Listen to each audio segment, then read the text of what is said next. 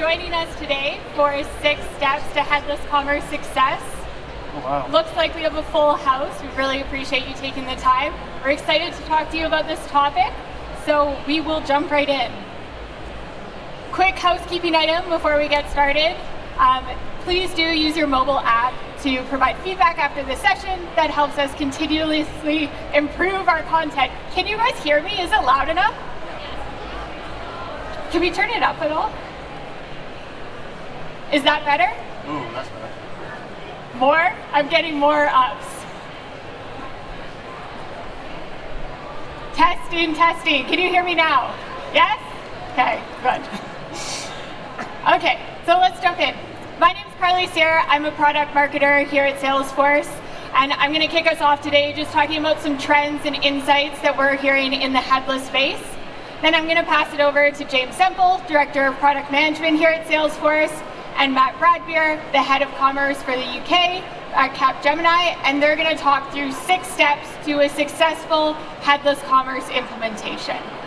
Now, both James and Matt are actually co-founders of the MOC Alliance. For those who don't know, MOC stands for Microservices, APIs, Cloud, and Headless. So they're both very familiar with the headless space and everything we're going to talk about today, so they'll share all their experience and knowledge. So why are we talking about headless? We recently did a State of Commerce report and found that 80% of businesses who aren't headless today plan to go headless in the next 2 years. So this is very top of mind for brands. Now, why is that? Well, headless drives agility, and agility drives business performance. More agility means faster changes, more experiments, and really faster value to your end customer. So a lot of these agility metrics that you see up on the slide are actually great indicators of business performance metrics. Dora's State of DevOps report found that those who excelled in operational performance and agility were actually twice as likely to exceed their organizational goals. So agility and headless is not just about technical wins, it's also about wins for the overall business. Another key driver for the interest in headless is this proliferation of touch points.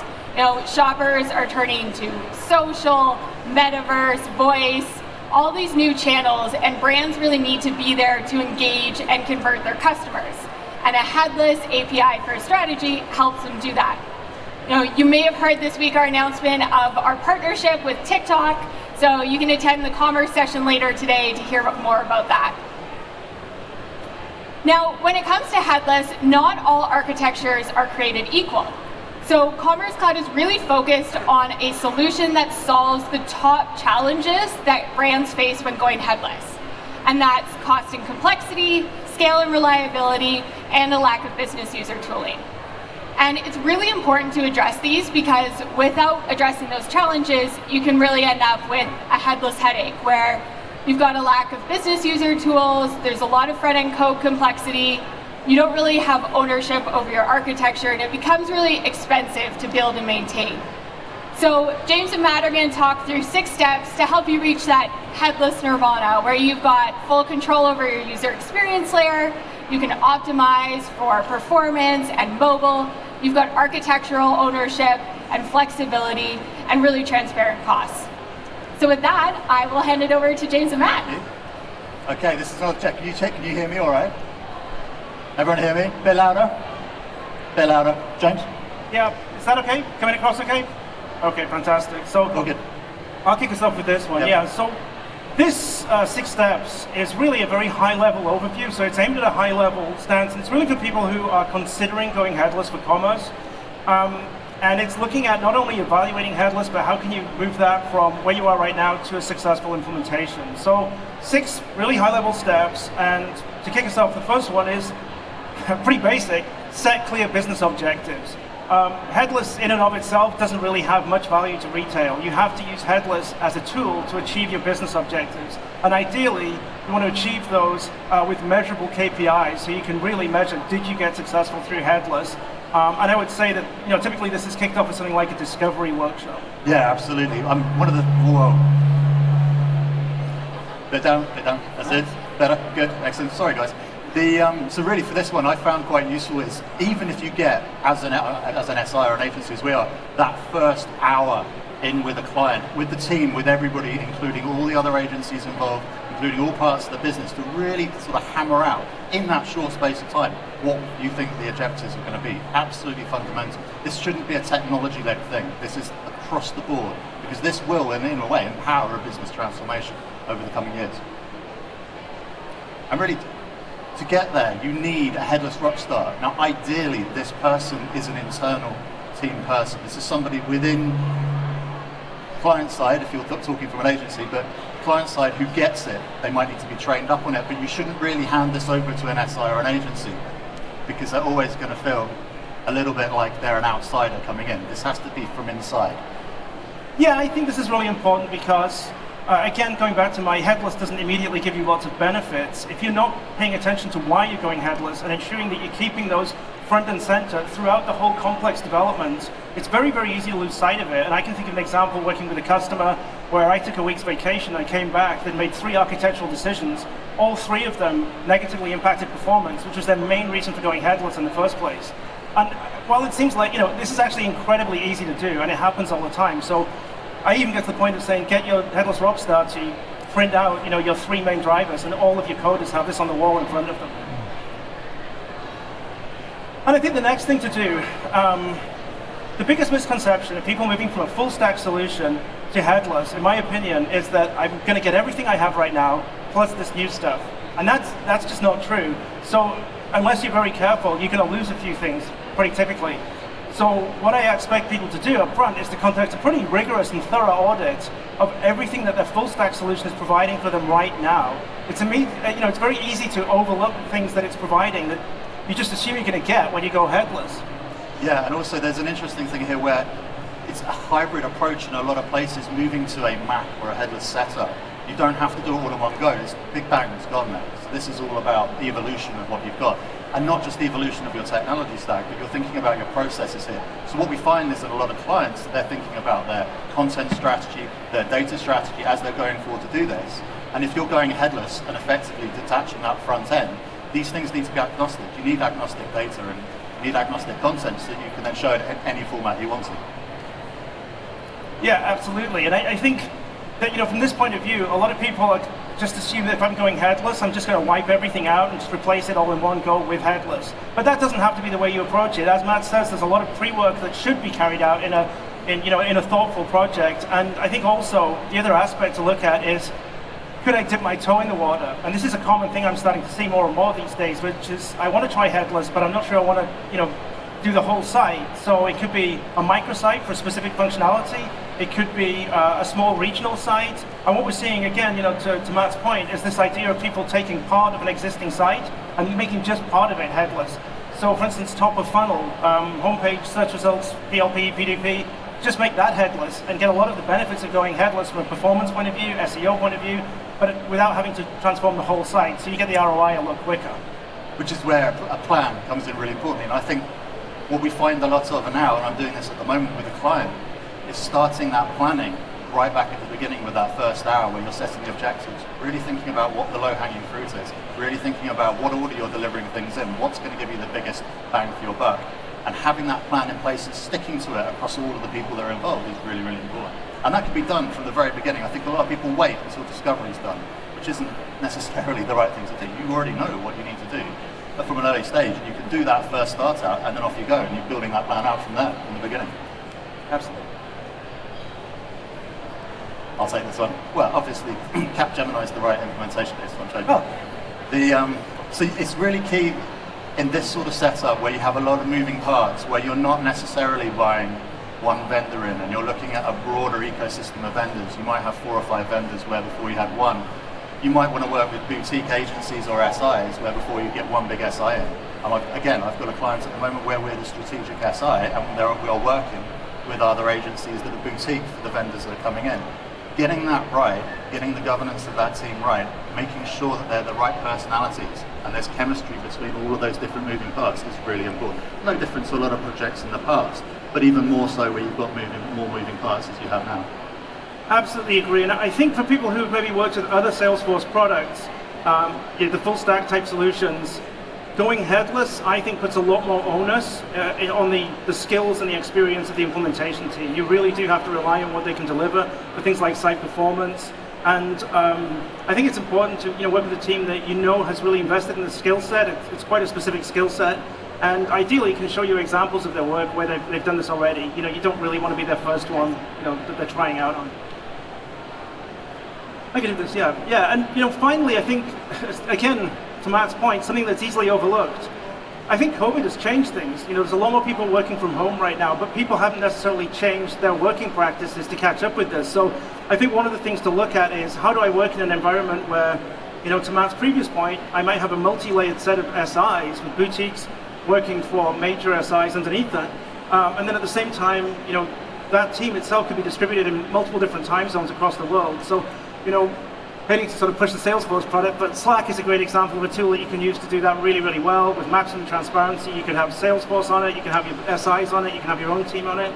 So that kind of approach where you can have that transparency, you can work in an asynchronous manner, I think is really important in this day and age, especially if you want to hit deadlines. Yeah, and we've both seen projects we've worked together on where not having good working practices killed.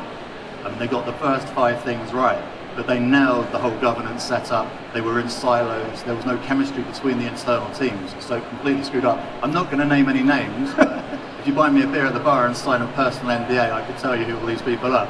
But yeah, it's really, really key that you get that nailed down. So again, getting this right, we're kicking off a project with a big global client at the moment, and actually one of the first things we agreed on was, what are the working practices? What are we going to be doing? How are we going to be doing this? Absolutely fundamental. And that's it for those 6 things. Awesome. Well done, guys. We will open it up if there are any questions in the audience. I think we have a mic that'll come around. So if anyone has a question, feel free to just put up your hand. While we're waiting for that, maybe I can kick us off. James, you talked about the auditing technology and processes, and with Headless, there's often forgotten pieces. What are those most commonly forgotten technologies or processes that kind of come out of that people should be aware of? Yeah, that's a great question. So Carly and I both come across from Mobify as part of that acquisition. Twice at Mobify, we got called up in the 11th hour of a sale where multiple different products were involved, and the CEO said, "Oh, and where is my head being hosted?" Which you'd have thought most people would have thought about. So I think that's a good example. But often they'll just be the small processes, things that are getting carried out once a month, things like that. It's those little things. And again, it's just making sure that if you're moving to a headless style architecture, you really do look at what individual products are providing and don't just assume they're going to provide more like a full stack solution would provide. I think that's it. Yeah. Awesome. Thanks. There's a question?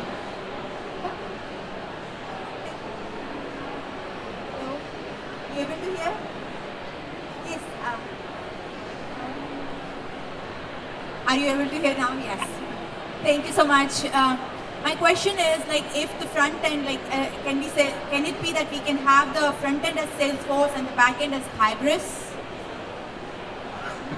I'll leave it. Yeah. At the moment, that isn't something we're offering. I think I can just say that pretty clearly, that we're not offering that at the moment. Thank you. Okay. Well, that's killed it dead. No one's going to ask a question. Yeah, that's it. Yeah, Let's we've go got down. one over here.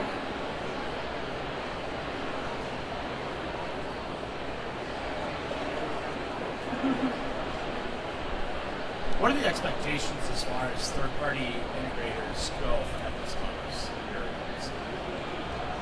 Okay, actually, I'd like to clarify that question, so maybe we could ask that. So, I don't know if you wanted to start on this one. I answered the last. Yeah, in what context? Any connector that is associated with e-commerce. Okay. Is everyone else able to hear the question? Okay. Any connector API related add-on. So yeah, the question is kind of what is required of any third-party add-on. Integrations from a Headless perspective. Absolutely. So I think if you start with the Mac ecosystem, that all of those vendors are working very closely together to make sure they're connected up. But I think talking to something I was working on last week, MuleSoft's quite handy for that, in terms of bringing stuff together. I think James is probably in a better position to talk about that than me. But I think you've got from the beginning of the project, you need to understand what's got connectors and what hasn't, what you've got to build out and what hasn't, what we haven't. And also, where you come down to vendor selection, we've ducked RFIs on RFPs on a recent client because we said, well, which vendors work together that you can replace your current stack with, which ones have got connectors in place that work really well, and we'll pick those four. So there was no beauty parade or anything like that. So you do that as part of the discovery, almost, or pre-discovery. Yeah, I think from the Salesforce point of view, it's probably best for a third party to work with Salesforce if possible already and have an existing relationship. I think it comes to an interesting point though, which is when you're going headless, which piece of code, custom code are you writing that's going to distinguish you? Right. And which piece are you just reinventing the wheel that you would have got for free with a full stack? Yeah. So people do really like this. They really like the pre-built, pre-integrated components out of the box. From our point of view, typically, pre-built React components sitting on top of APIs is kind of what we're looking at. Yeah. Got it. So like server-side, Node.js. Yeah, I mean, we typically are going to handle all of that for you. So yeah, that's fine. Yeah. Got it. Thank you. Thank you. Great question. Must be at least one more question. Any other questions? Make sure I'm not. Oh, yeah, at the back corner there.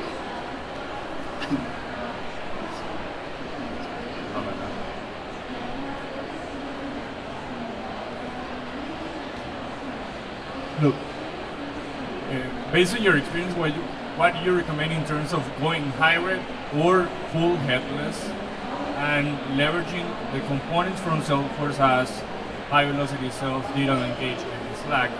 So when you go full headless, you are losing that scalability faster from the Salesforce project. Now that's a great question. So typically you're not losing any existing functionality when you're going to headless with Salesforce.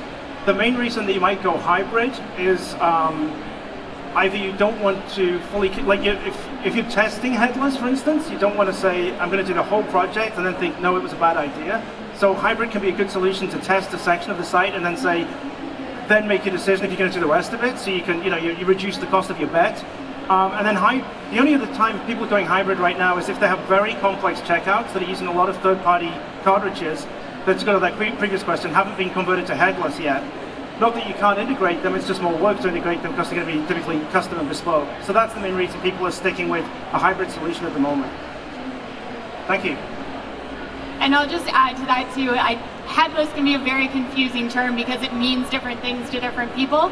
So when James is talking about going headless with Salesforce, he's talking about using our storefront for headless with our commerce platform. Then there's also the option of not using the storefront. So because we've got a storefront for headless, you don't lose that functionality. Yeah. Do you see any kind of org chart changes or anything like that as people start to go down this journey? Yeah, definitely. So really seeing the end of silos, really seeing the beginning of product-led product teams, product owners, moving away from having a tech team and a commercial team and a marketing team, building those sort of multi-capable teams, sharing those OKRs or KPIs across those teams, really because headless is more than headless. I don't like the term myself, I like detached because it's a bit more realistic. But if you look at what you're doing behind it and how much quicker you can move, if you start moving to CI/CD and all the DevOps stuff that comes behind it, you really need to think about how you're operating as a business. So that does change. Organizational change is something we get asked a lot about on top of the technology change. I'd say it's almost as important as the technology change because you can change the technology but screw it up because you haven't changed your business to work with it. Absolutely. I mean, if you could deploy your storefront in 60 seconds, but your process to do deployment, your approval process takes 5 hours, then what are you gaining? I think the other part of this is that, to me, the biggest benefit of going headless is, without any sort of judgment here, a lot of retailers really like selling their product in shops, and they have, the website was kind of a thing we have, and then COVID came along, and that started to change the attitude. But now I think everyone's realizing headless is the first step towards these really complex, more mature next generation of digital real estate, where people are realizing that this is going to affect my in-store experience, marketplaces, voice UI, in-car, everything. Yeah, so that's where I think it changes the process and organization structure now. Awesome. Any more questions? Okay, I think we got, one more, yeah.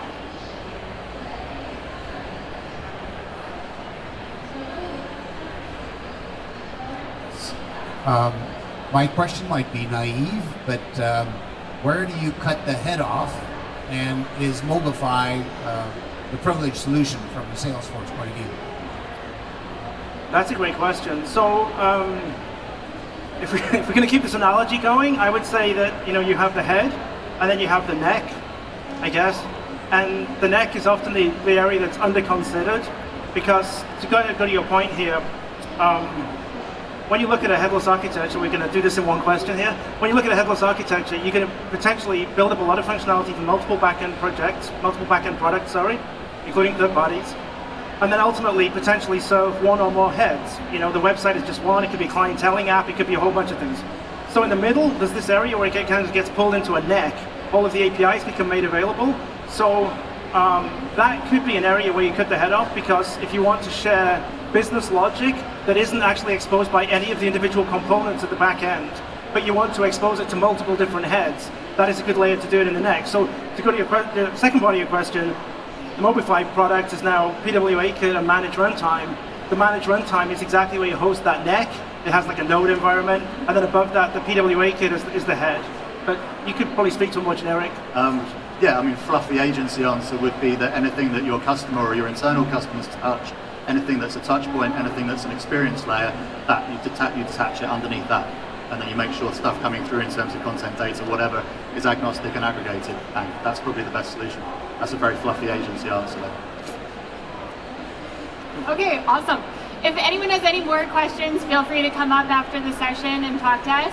I mentioned we do have a commerce keynote later this afternoon, so definitely join us to learn more about commerce. Also got a link to our State of Commerce report, which I mentioned earlier in the session. And thank you so much for joining us today. Thank you. Thank you.